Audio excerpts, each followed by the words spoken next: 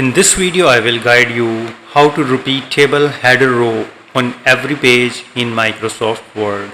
In this document, I have 10 pages and I want to show this header on every page.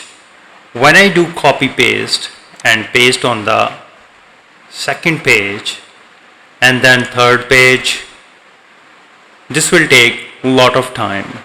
So how you can save your time and repeat the header row automatically?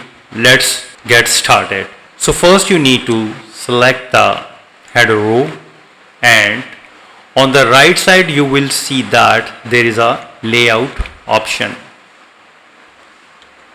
You need to click on that, and here you can see that repeat header row option.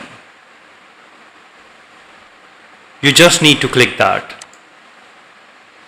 and the magic is done. You can see that now every page has the header row now. So in this way you can repeat table header row on every page in Microsoft Word with no time. If you think this video helps you to understand the process, please support my channel. Thanks for watching.